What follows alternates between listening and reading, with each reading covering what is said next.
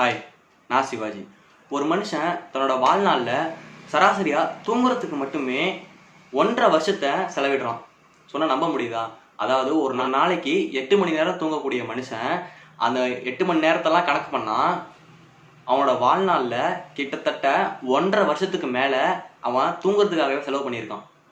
இப்போ எதுக்கு நான் தூக்கத்தை பற்றி சொல்கிறேன் பார்த்தீங்களா? ஒரு மனுஷனுக்கு தூக்கம் ரொம்ப அவசியம். ஆனால் அதை வச்சு ரஷ்யாவில் ஒரு எக்ஸ்பெரிமெண்ட் பண்ணியிருக்காங்க. இந்த எக்ஸ்பெரிமெண்ட்டோட முடிவு என்ன பார்த்தீங்கன்னா ரொம்ப கோரமாகவே கொடூரமாகவே இருந்திருக்கு.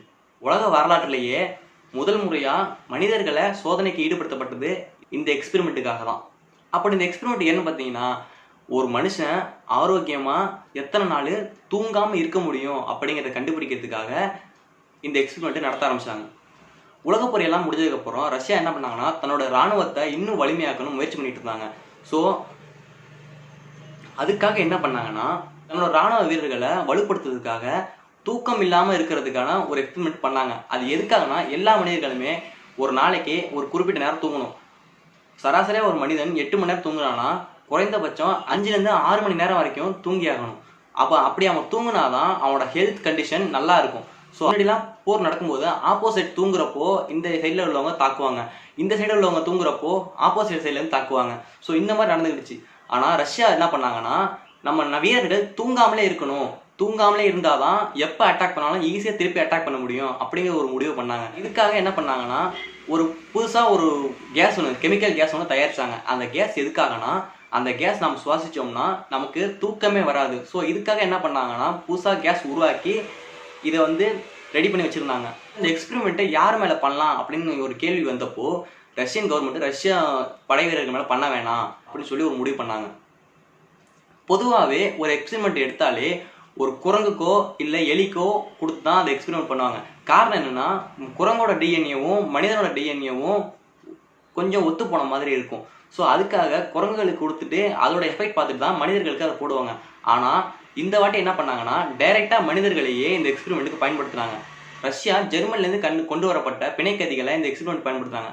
அவங்க கிட்ட என்ன சொன்னாங்கன்னா, இந்த எக்ஸ்பெரிமெண்ட் முடியும் போது உங்களை நான் உங்கள் சொந்த நாட்டுக்கு அனுப்பி விட்டுறோம், ஆனால் எங்கள் எக்ஸ்பெரிமெண்ட் சக்ஸஸ்ஃபுல்லாக முடியணும் அப்படின்னா. அது என்ன எக்ஸ்பெரிமெண்ட்னா, 15 நாளுக்கு ஒரு மனுஷன் தூங்காமலே இருக்கணும். அவனுக்கான தேவைகள் எல்லாமே, அதாவது சாப்பாடு, தண்ணி, ரெஸ்ட் ரூம், இது எல்லாமே ஒரு ரூம்குள்ளே வச்சுட்டாங்க.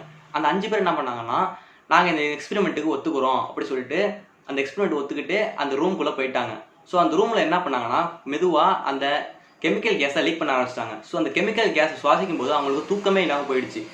எல்லா கதவையும் மூடினதுக்கப்புறம் அங்கே ஒரே இருட்டாக தான் இருக்குது. அந்த காலத்தில் சிசிடிவி கேமரா எதுவுமே இல்லாதனால ஒரு ஜன்னல் மூலமாக, அதாவது தடிமனான கண்ணாடி, போலீஸ்லாம் இன்வெஸ்டிகேஷன் பண்ணுவாங்க. வெளில இருக்கிறவங்க உள்ளே பார்க்கலாம், உள்ளே இருக்கிறவங்க வெளியில் பார்க்க முடியாது. ஸோ அந்த மாதிரி கண்ணாடியை வச்சு இன்னும் அடைச்சிட்டாங்க ஒரு பக்கம். உள்ளே சிசிடிவி கேமரா எதுவுமே இல்லாதனால அவங்க பேசுகிறத கேட்கணும் அப்படிங்கிறதுக்காக ஒரு மைக்கை செட் பண்ணிட்டாங்க. ஸோ முதல் நாள் இவங்க 5 பேரும் உள்ளே போயிட்டாங்க. உள்ளே போனதுக்கப்புறம் எல்லாருமே நார்மலாக ஹாப்பி, நார்மல் மனுஷங்க மாதிரியே பேசுறது அப்படியே தான் பண்ணிட்டு இருக்காங்க. எல்லாத்தையும் அவங்க கேட்டுட்டு இருக்காங்க. இந்த ஜன்னல் வழியாக இந்த சயின்டிஸ்ட்லாம் என்ன பண்ணாங்க, பார்த்துக்கிட்டு இருக்காங்க. அவங்களோட ரியாக்ஷன்லாம் எப்படி இருக்குது அப்படிங்கிறத பற்றி செக் பண்ணிகிட்டே இருக்காங்க. ஸோ முதல் நாளில் நம்ம விடுதலை கிடச்சிருவோம், சீக்கிரமாக விடுதலை கிடச்சிரும், நமக்கு நம்ம நாட்டுக்கு போயிடலாம். ஸோ இது மாதிரிலாம் பேசிக்கிட்டு இருந்தாங்க. அப்புறம் கொஞ்சம் நாள் போக போக ஒரு 4 நாள் 5 நாள் போக அவங்க என்ன பண்ணாங்கன்னா, ஒருத்தர் அந்த 5 பேருமே ஒருத்தர் குறை சொல்ல ஆரம்பிச்சிட்டாங்க. உன்னால தான் நான் இங்கே வந்தேன், என்னால் தான் நீ உன் பேச்சு கிட்ட தான் நான் உள்ளே வந்தேன், இல்லைனா நான் அங்கேயே இருந்திருப்பேன் அப்படின்னு சொல்லி ஒருத்தர் குறை சொல்ல ஆரம்பிச்சுக்கிட்டாங்க. 9வது நாள் என்ன பண்ணாங்கன்னா, அங்கே இருக்கிற 2 பேர் அங்கே உள்ளே இருந்த புக்ஸு அதெல்லாம் எல்லாத்தையும் கிழிச்சு அவங்களோட மலத்தோட கலந்து அந்த கண்ணாடி மேலே எல்லாத்தையும் ஒட்டி வச்சுட்டாங்க. ஸோ இதனால் சயின்டிஸ்ட் யாருமே உள்ளே என்ன நடக்குது அப்படிங்கிறத பற்றி பார்க்க முடியல. அதுக்காக அவங்க கதை உள்ளே போகலாம் அப்படின்னு திங்க் பண்ணுறப்போ கூட கதை உள்ளே போனால் அந்த கேஸ் லீக் ஆகிடும். ஸோ அதனால் நம்ம எக்ஸ்பெரிமெண்ட் பாதியிலே ஃபெயில்ட் ஆகிடும் அப்படின்னு சொல்லிட்டு யாருமே உள்ளே போகல. அதுக்காக என்ன பண்ணாங்கன்னா, உள்ளே இருக்கிற அந்த மைக்கு அதை வச்சுட்டு அவங்க கேட்குறது, அவங்க என்ன பேசுகிறாங்க, அவங்களோட ஆக்டிவிட்டியை பேசுறதை வச்சு அவங்களோட ஆக்டிவிட்டியை வாட்ச் பண்ணிகிட்டே இருந்தாங்க. அதுலேருந்து ஒரு 2 நாள் கழித்து ஒரு சவுண்டு வேகமாக ஒருத்தன் கத்திக்கிட்டே ஓடுறான். அந்த ரூம் ஃபுல்லாக 4 மைக்கிலையும் கேட்குது. ஸோ வேகமாக ஒருத்தன் கத்திக்கிட்டே ஓடுறான். ஒரு 6 மணி நேரத்துக்கு 6 மணி நேரம் 7 மணி நேரம் சவுண்டை கத்திக்கிட்டே இருக்கிறதுனால அவனோட த்ரோட் என்ன ஆகுதுன்னா, இந்த குறை வலையை அதாவது வோக்கல் கார்ட் அது கிழிஞ்சு போயிடுது. கிழிஞ்சு போயிடுறதுக்கப்புறம் அவனால் பேச முடியல. பேசுனா வெறும் காற்று மட்டும் தான் வருது தவிர குரல் வரைய மாட்டேங்குது. ஸோ இந்த மாதிரி ஒருத்தன் 6 மணி நேரம் தொடர்ந்து கத்துனதுனால அவன் அந்த வோக்கல் கார்டு கிழிஞ்சு அங்கேயே இறந்து போயிட்டான். ஸோ அதுக்கப்புறம் பாக்கி இருந்த 4 பேர் என்ன பண்ணாங்கன்னா, அதுக்கப்புறம் ரூம்லேருந்து சவுண்டே வரல, மைக்லேயும் சவுண்டு கேட்கல, இவங்களால உள்ளே போய் பார்க்கவும் முடியல. ஸோ சயின்டிஸ்ட் என்ன பண்ணாங்கன்னா 15 நாள் அப்படியே இருக்கட்டும் அப்படின்னு சொல்லி விட்டுட்டாங்க. அதுக்கப்புறம் என்ன, இவங்க உயிரோட இருக்காங்களா இல்லையா அப்படிங்கிற தெரிஞ்சுக்கிறதுக்காக ஆக்சிஜன் டேங்க் ஒன்று இருந்துச்சு. அந்த ஆக்சிஜன் டேங்க்கில் போயிட்டு பார்த்தாங்க. பார்த்துட்டா ஒரு சாதாரண மனிதன் அந்த 4 பேர் சுவாசிக்கிறதுக்கு எவ்வளோ காற்று தேவையோ அவ்வளோ காற்று அங்கே தீர்ந்து போயிருக்கு. ஸோ அதனால ஆக்சிஜன் இவங்க சுவாசிச்சுட்டு தான் இருக்காங்க, அதனால இவங்க வந்து இன்னும் உயிரோட தான் இருக்காங்க அப்படிங்கிறத அவங்க கன்ஃபார்ம் பண்ணிக்கிட்டே இருந்தாங்க. அதுக்கப்புறம் திடீர்னு ஒரு நாள் திருப்பி ஒரு சவுண்டு, இதே மாதிரி சவுண்டு, ஒருத்தங்க வந்து கத்துறான், எல்லாரும் கத்துற மாதிரியான ஒரு சவுண்டு கேட்டுகிட்டே இருந்துச்சு. ஸோ அதனால அவங்க வந்து தனிமையில் இருக்கிறதுனால இப்படி ஃபீல் பண்ணுறாங்களோ சொல்லிட்டு அந்த சயின்டிஸ்ட்லாம் என்ன பண்ணாங்கன்னா, அந்த எக்ஸ்பெரிமெண்ட்டை பாதியில் நிப்பாட்ட வேணாம் அப்படின்னு சொல்லிட்டு அவங்க அப்படியே விட்டுட்டாங்க. ஸோ 4வது பையன் என்ன பண்ணியிருக்காங்கன்னா, இந்த பாக்கி இருக்கிற 3 பேர் அவங்க அங்கே வச்சிருந்த சாப்பாடு இதெல்லாம் திங்காம அந்த 4வது பையனை கடிச்சு, அதாவது குறவலையை கடிச்சு அவனோட சதையை எடுத்து தின்னு, ஸோ அந்த மாதிரியெல்லாம் பண்ணிட்டு இருந்திருக்காங்க. மனுஷங்களோட சதையை பிச்சு தின்னு, அதாவது கடிச்சு தின்னு ஒரு மிருகம் மாதிரி நடந்துட்டு இருந்திருக்காங்க. அந்த எண்ட் ஆஃப் தி டே அவங்க கதவை திறந்து உள்ளே போனப்போ அவங்களுக்கு பெரிய அதிர்ச்சி காத்துட்டு இருந்துச்சு. அது என்ன அதிர்ச்சின்னா, அங்கே இருக்கிற மனுஷங்க என்ன பண்ணாங்கன்னா, தங்களோட உடல் உறுப்புகளையே பிச்சு, அதாவது நகத்தை கடிச்சு துப்புறது, கையை கடிச்சுக்கிறது, நம்மளோட உடல் உறுப்புகளையே தன்னோட கையால் பிச்சு எரிஞ்சு நம்ம வயிற்றெல்லாம் கிழிச்சு, பல்லெல்லாம் உடஞ்சி, கண்ணை நோண்டி, இது மாதிரி அவங்களுக்கு அந்த வலிகள் தேவைப்பட்டிருக்கு. ஸோ இது மாதிரி அவங்களாம் பண்ணியிருக்காங்க.